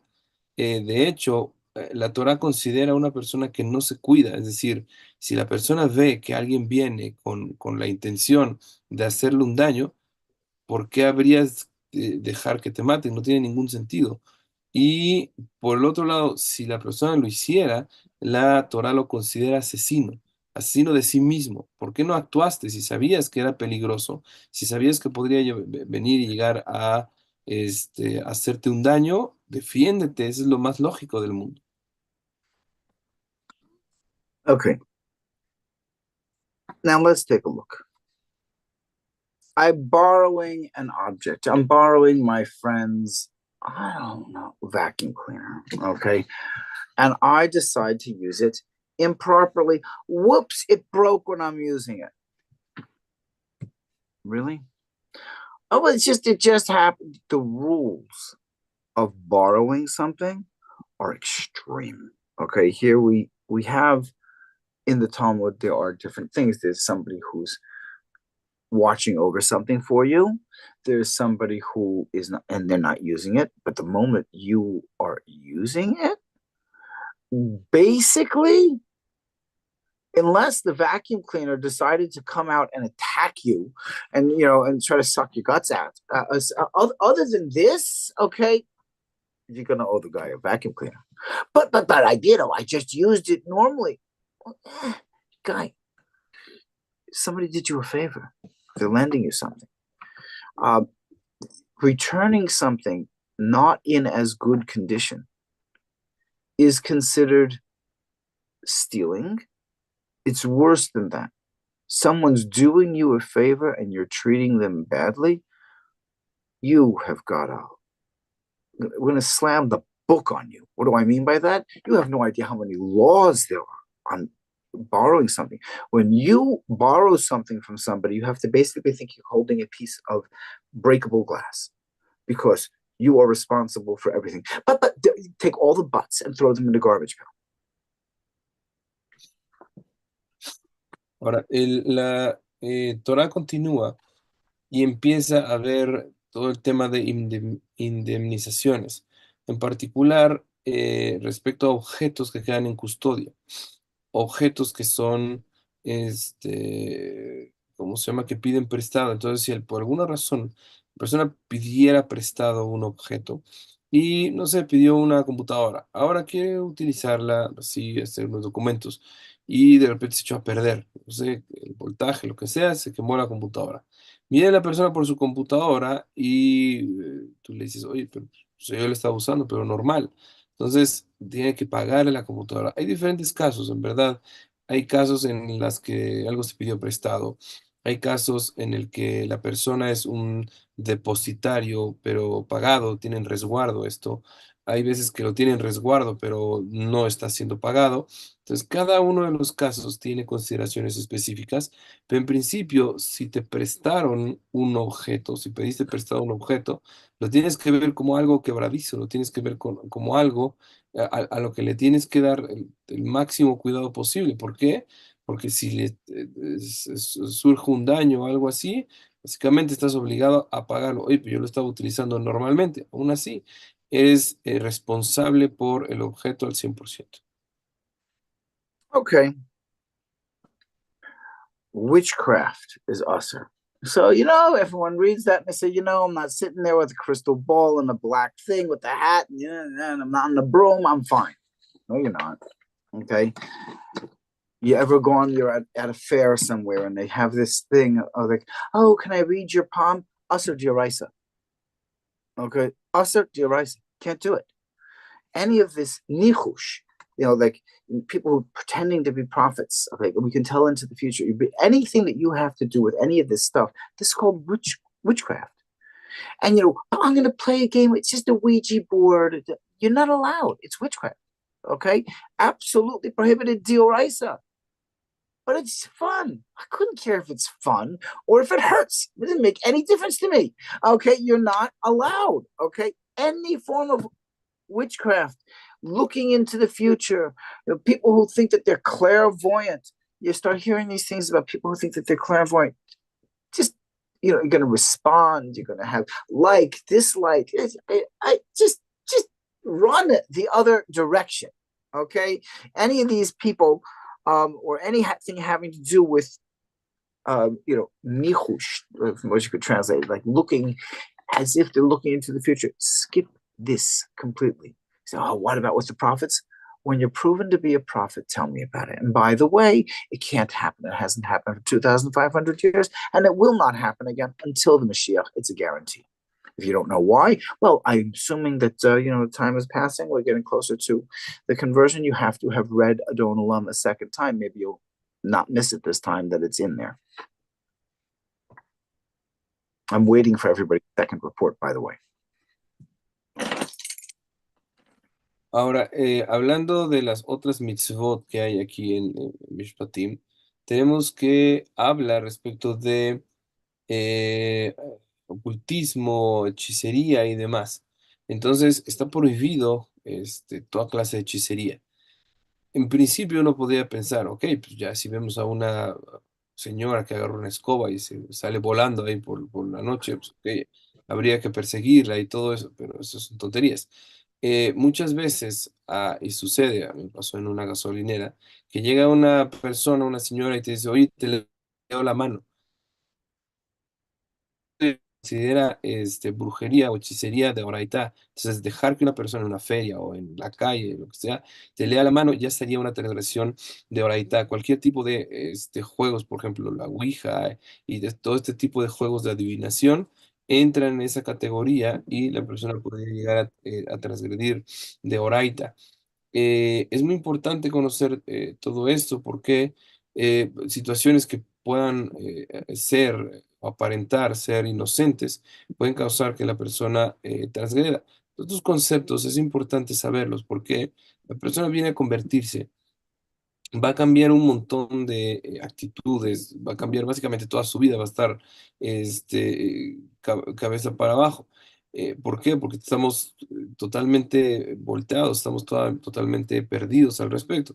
Por lo tanto, ahora que viene a convertirse, tiene que saber todas las provisiones, todo lo que, ¿cómo se llama?, implica ser un esclavo de Hashem, un siervo de Hashem. Y precisamente por eso es el Rab, él se tomó la molestia de escribir este libro. Tienen que recordar el libro Bezrat Hashem, hay que entregar un segundo ensayo, ya lo tendrían que estar leyendo de vuelta para entregar el segundo ensayo lo más pronto posible. Anybody who has any magic tricks, how to put cards up their sleeves and stuff like that, it goes under this category. Now, there are religious clowns and magicians, okay? But how do they do this? Okay. They must start, and I've seen this, okay? The cheder, what you guys call yeshiva, for the little kids, does bring in once a year, usually around Purim time, a clown dash magician. They must start by saying, everything I'm going to show you is not magic.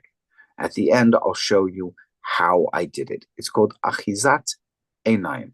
I'm teaching you how to pay attention to one thing while I'm tricking you with something else. And then they show them what the trick is. Then it's fine. It's something fun. It's something funny. Nobody thinks that the guy created a new card or anything else. And he must show them how he did it. And he must start so that they don't even have a hava amina. They don't even have the thought in their mind that there's anything really being created here. They can have fun. They can show them cute things. But it has to be understood from the beginning and shown at the end how they did it. Todo tipo de magia, ilusionismo y actividades de este tipo entra dentro de la prohibición. Ahora, sucede también dentro del judaísmo que hay ilusionistas, que hay magos. ¿Por qué? Pues es parte de los trucos de magia que normalmente se llegan a hacer, incluso en en las fiestas y demás. Entonces dice el Rab, sin embargo, hay una diferencia muy, muy, muy marcada. Es decir, la persona que llega, porque luego en Purim y así, vienen magos religiosos y empiezan con estos trucos, pero siempre antes de que la persona pueda decir, wow, esto es magia, hacen la aclaración y dicen, todos los trucos que están acá son una ilusión, es básicamente un truco, no estamos hablando de magia en absoluto para que la persona no tenga siquiera la sospecha o la hipótesis o vaya a creer que hay un truco de magia ahí. Okay. All right. Now, Azov to Azov imo, 23:5.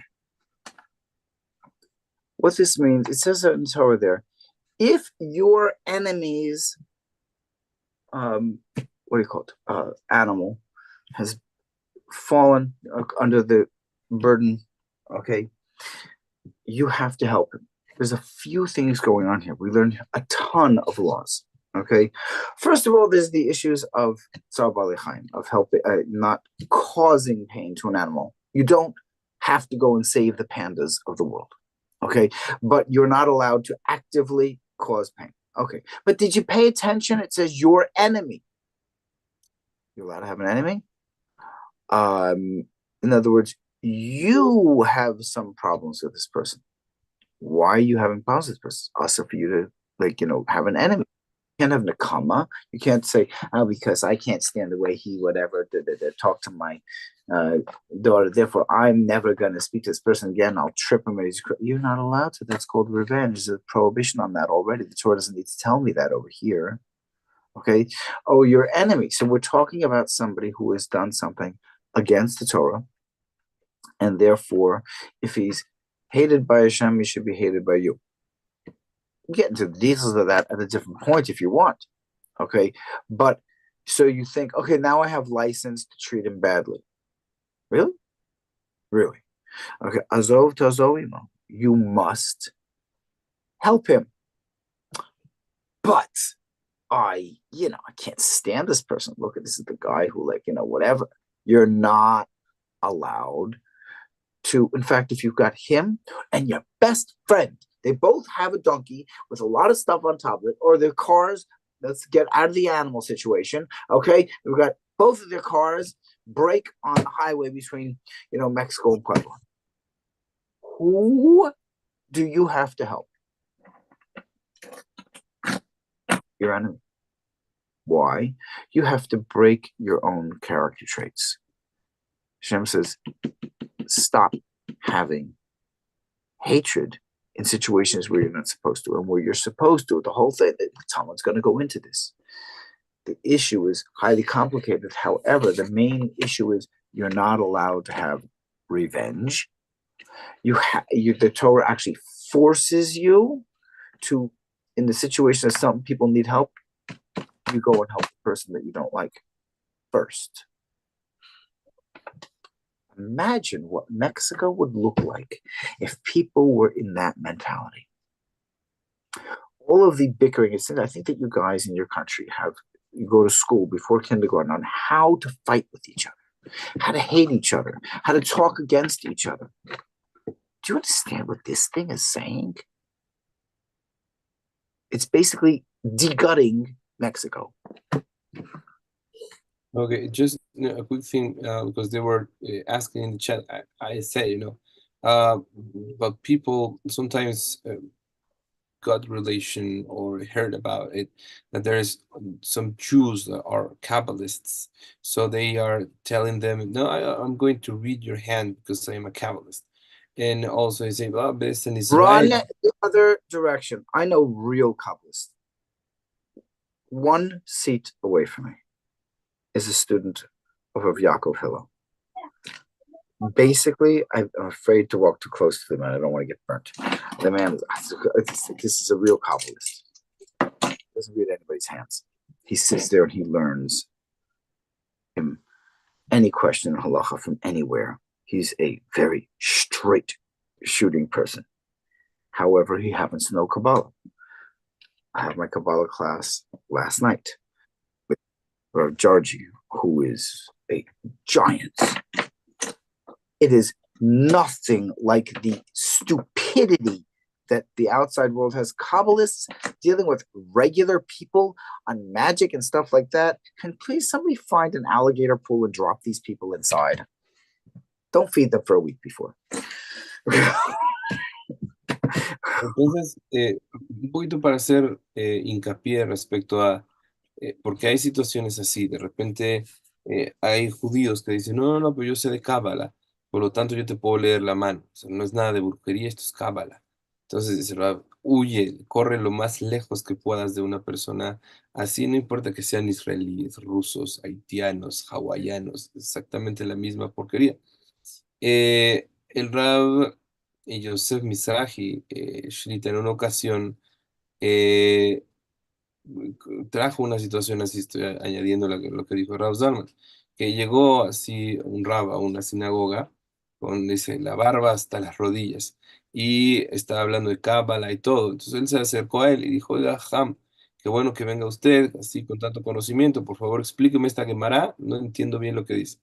Este sujeto le dijo, no, no, no, yo no sé de Gemara, yo solo sé de Cábala.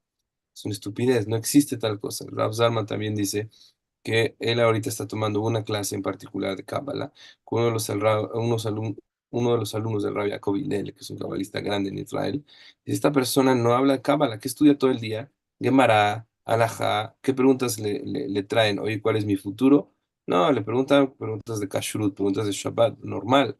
Ok, sucede que sabe de Kabbalah, pero no es alguien que te está ofreciendo leerte mal la mano. Esas son puras tonterías y la gente se aprovecha de la inocencia de, ¿cómo se llama? La gente que tal vez no tiene el conocimiento adecuado y pues, les toman el pelo. Entonces hay que alejarse.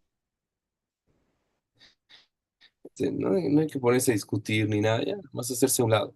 Ahora, por otro lado, dice el Rab, todo tipo de, bueno, vamos a otro tema. El Rab nos dijo, hay ciertas normas éticas al respecto. Por ejemplo, dice, cuando encuentres el toro de tu enemigo o su burro extraviado, hay que devolverlo. Si ves el burro de tu enemigo caído bajo su carga, si acaso no lo vas a ayudar, seguro lo vas a ayudar. Todo el punto aquí no es buscarte enemigos, por supuesto, Hasbe Shalom. Será peor aquí en México, que parece que es deporte, a ver con quién te peleas. Quién sabe si el tema es, ok, voy a llegar al Beta Knesset y a ver, voy a escoger quién me va a caer gordo, ya este va a ser mi enemigo. Entonces, no es así. Seguro tienes que comportarte es, bien y tienes que buscar, Oheb Shalom, pero Oheb Shalom tienes que buscar la paz. Aunque sucedió que tienes problema con alguien, de entrada es tu problema, ¿no? Y por alguna razón se generó este odio, ok. La Torá te está diciendo, cámbiate a ti mismo, mejora, rompe con este rasgo de carácter tan negativos que puedes llegar a tener. ¿En qué sentido? En el sentido de que si ves que su burro cayó en su carga, no sé, sucede algo así, tal vez ves que está tirado por ahí en la carretera, se le ponchó la llanta, tu obligación es ayudarle, oye, pero lo detesto, ¿por qué me hizo esto y lo otro? Justamente porque te cae tan gordo y lo detestas, tienes la obligación de ayudarlo, porque aquí el punto no es hacer lo que tú quieras, el punto es transformar tu carácter, es mejorar. De hecho, si tienes la posibilidad de ayudar a un yudí a cargar su burro o ayudar a tu enemigo, yo también yudí, a descargar, tienes la misma primero de ayudar perdón, al revés. Si el enemigo quiere cargar su burro y el amigo quiere descargarlo y está sufriendo su burro y todo, primero tienes que ir con tu enemigo. ¿Por qué? Lo importante aquí es cambiarte, es transformar tu carácter, es que mejores, es que seas una persona diferente. Y eso es todo el objetivo de la Torah, por lo tanto, es que hacer un esfuerzo fuerte al respecto. I made a mistake. I just saw in the commentary here. I had said the issue of the one you hate, and I said it's got somebody who had is a non-servant person. No, the one you hate is the one where your hate. It's not. It's your enemy, not Hashem's enemy. If you have a problem because of your character traits with this person, that's what this is talking about. Somebody who's in a very nick or whatever fits into a different category, it has to be dealt with different laws. Ahora, hacer una aclaración, dice Rab, cuando habla de tu enemigo, es de una persona con la que tú tienes un problema. Hay dos tipos de situaciones en las que una persona podía odiar a un Yehudí. Una es porque te cayó gordo, porque te hizo algo, no te prestó, no sé, te quitó tu silla en el Beta Knesset, se acabó el mundo. ¿Por qué? No puedes soportar semejante humillación. Es sarcasmo, por supuesto.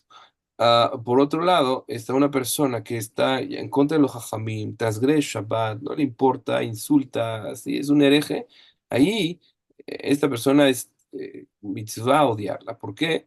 Porque odia todo lo que tiene que ver con el servicio de Hashem, es un hereje. Es diferente.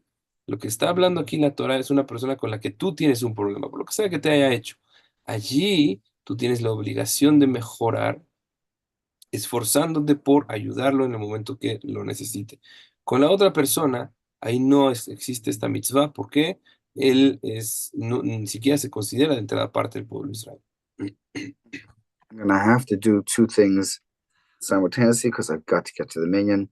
So you might want to get a pencil out. Okay, here, two, because I'm going to have to leave. Okay, two very important things. Shochad, which is bribery. If I'm going to give you an example, the example will show everything about the laws. I had free vendors at so it was a line of people asking questions about things with mezuzahs and tefillin. Okay, I was in Sofer, and so I was waiting online. I was at the back of the line. He said, Zalman, I need something at the store down the block. Please get it for me, and I'll save your place in the line. I know who you're after. Fine. Okay. So I picked the thing up for him. And it was just a piece of chalk that's used for issues of certain things with correction. Fine, it costs 2 shekels. Okay, so the man has helped me so many times. So I get up to, finally, it's my, I get back. There's still plenty of people in front of me. And I get, there on time. I get to my turn. And the first thing he says is, okay, so how much was it? I said, 2 shekels, but don't worry about it. The Rav's done so much for me. He said, that will be shochad. Then I wouldn't be able to answer any of your questions on suffers from now until the future, because if you're doing me a financial favor, even if it's 2 shekels, then I cannot answer your halacha questions. Because shochad, bribery, blinds the eyes of the judges. Wow. Right? Okay. Nobody here at the time of the conversion is going to be sending me any gifts. Nobody should be coming with any gifts or anything like that. Absolutely not allowed. Okay. I don't care if it's 2 cents. Okay. You're not giving any gifts. Okay. Next. Okay. That was one. The next thing is everyone's heard this thing of Na'aseh v'nishma. We will do and then we will say. That's in this week's parsha, not last. Last one just said Na'aseh. We will do everything that Hashem says we will do. On 24/7, the Rashbam is the source of when I told you guys that you, in order to become Jewish, you have to do like the Jews did at Mount Sinai. What is going on? It's over here in Parashat Mishpatim. The Rashbam says, we will do everything that you said.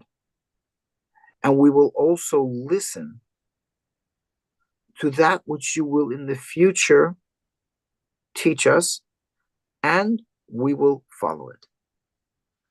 In other words, they heard all of the dioraises at Mount Sinai. What are the future things that are coming up? Nothing's being added to the Torah, but the Torah itself says straight out, you have to listen to the words of the rabbis. You cannot go right or left from what the Sanhedrin says. The whole, but there's rules of what fits into a mitzvah, what does not. Okay, and as such, what they were accepting, we will do what we already know, and we will listen. Listen doesn't just mean, no, that's not nice music. No. Listen means and then do to what we understand later on of those things that we don't yet understand. Got it? Okay. Good Shabbos. However, there's one thing I have to say. We're basically done with the Torah Team Mishpacha class with the guys. I want Sunday to meet the guys and the girls together, everybody. If at all possible, even those who didn't take the class because they're not married. In order to finish up this subject, we've got to, we met at the beginning together. We're going to be meeting now at the end. Okay, so Sunday we're meeting twice. Okay, Moshe tell them the hours and everything. Everybody. Okay, and that's it. If for some reason you've got something doing this Sunday or whatever happened, you must listen to this class. Okay, take care, and then we'll get back to Pesach. First, that's on Moshe Shabbos, and then we'll go for your Sunday morning. Take care again, Ari Rubin. Thank you so much. I really appreciate it. Bye-bye. Rabbi. Ok, bueno, vamos a terminar con 3 cosas. Tenemos la primera, que es la prohibición de tomar soborno. Ahora, esto no es nada más llegar y en principio que te den soborno. Está prohibido aceptar el soborno. Dar soborno es otro tema. No nos vamos a meter en eso. Entonces, ¿hasta dónde puede llegar? Le sucedió al Rav Sam en una ocasión con un jajam que es el supervisor de todo el tema de los soferim ahí en Jerusalén, que porque necesitaba en ese momento cierto tipo de tinta, no sé qué, y no podía ir a comprarla, le pidió a Rav Zalman, fue a la tienda y ya se lo trajo.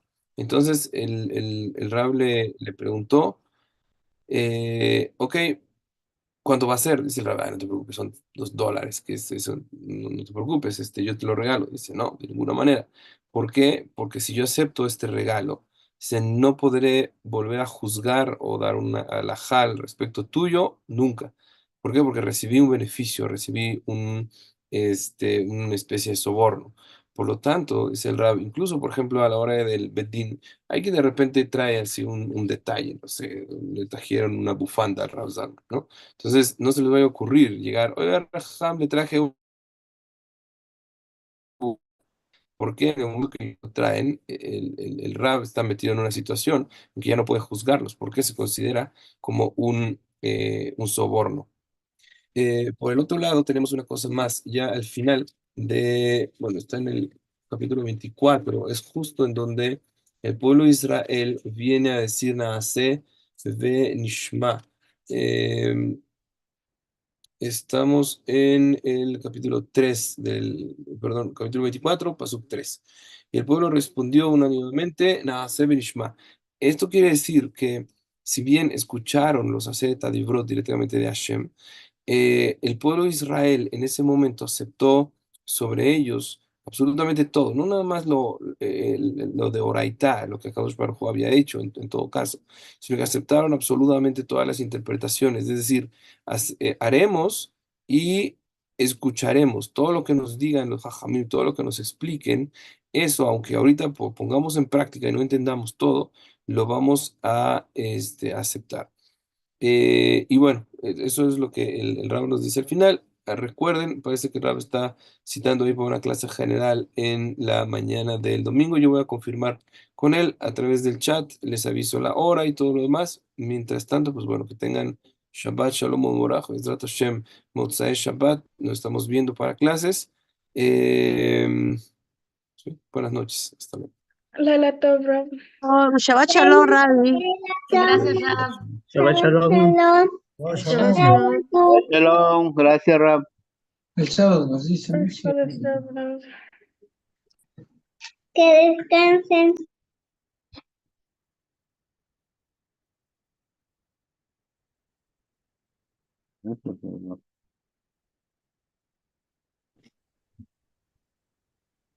Está callado.